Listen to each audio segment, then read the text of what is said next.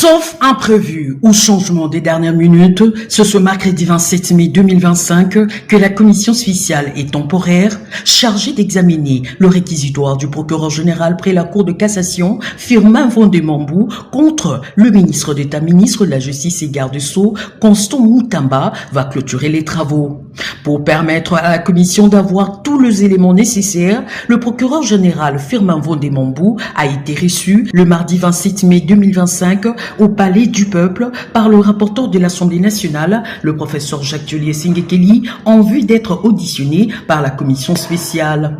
Ici est toutefois de signaler que rien n'a filtré de cette audition, étant donné que les travaux de cette commission spéciale et temporaire se déroulent à huis clos. Après le passage du haut magistrat du parquet civil à la commission spéciale, le rapporteur de l'Assemblée nationale a aussi reçu le ministre Constant Moutamba pour être soumis au même exercice auquel venait de se livrer le patron de l'action publique devant la commission spéciale et temporaire. Signalons que cette commission spéciale va présenter son rapport à la représentation nationale lors de la séance plénière de ce jeudi 29 mai 2025 pour examen et adoption. Juste après, le procureur général Firmin Vondé-Mambou a été à nouveau entendu, cette fois-ci par une autre commission spéciale et temporaire pour examiner le réquisitoire du patron de l'action publique aux fins d'instruire contre les députés nationales Dikala Majeb Loubanzadio Géry.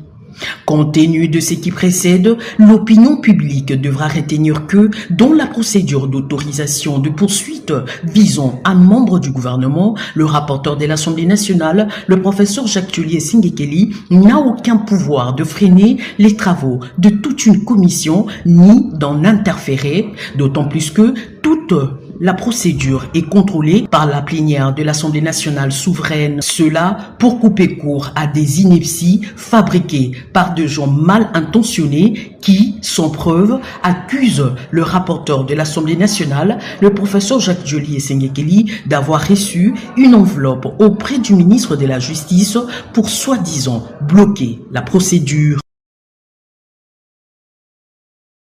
Sauf imprévu ou changement des dernières minutes, c'est ce mercredi 27 mai 2025 que la commission spéciale et temporaire chargée d'examiner le réquisitoire du procureur général près la Cour de cassation Firmin Vondé-Mambou contre le ministre d'État, ministre de la Justice et garde-sceaux Constant Moutamba va clôturer les travaux. Pour permettre à la commission d'avoir tous les éléments nécessaires, le procureur général Firmin Vondé-Mambou a été reçu le mardi 27 mai 2025 au Palais du Peuple par le rapporteur de l'Assemblée nationale, le professeur Jacques Sengekeli, en vue d'être auditionné par la commission spéciale. Ici est toutefois de signaler que rien n'a filtré de cette audition, étant donné que les travaux de cette commission spéciale et temporaire se déroulent à huis clos. Après le passage du haut magistrat du parquet civil à la commission spéciale, le rapporteur de l'Assemblée nationale a aussi reçu le ministre Constant Moutamba pour être soumis au même exercice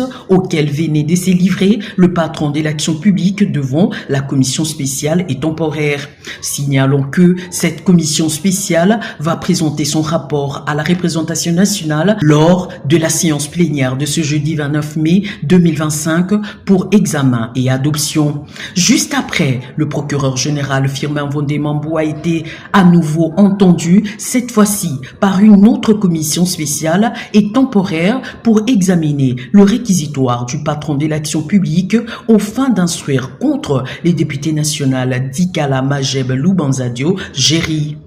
Compte tenu de ce qui précède, l'opinion publique devra retenir que, dans la procédure d'autorisation de poursuite visant un membre du gouvernement, le rapporteur de l'Assemblée nationale, le professeur Jacques Sengekeli, n'a aucun pouvoir de freiner les travaux de toute une commission ni d'en interférer, d'autant plus que toute la procédure est contrôlée par la plénière de l'Assemblée nationale souveraine. Cela pour couper court à des inepties fabriquées par des gens mal intentionnés qui, sans preuve, accusent le rapporteur de l'Assemblée nationale, le professeur Jacques Sengekeli, d'avoir reçu une enveloppe auprès du ministre de la Justice pour soi-disant bloquer la procédure.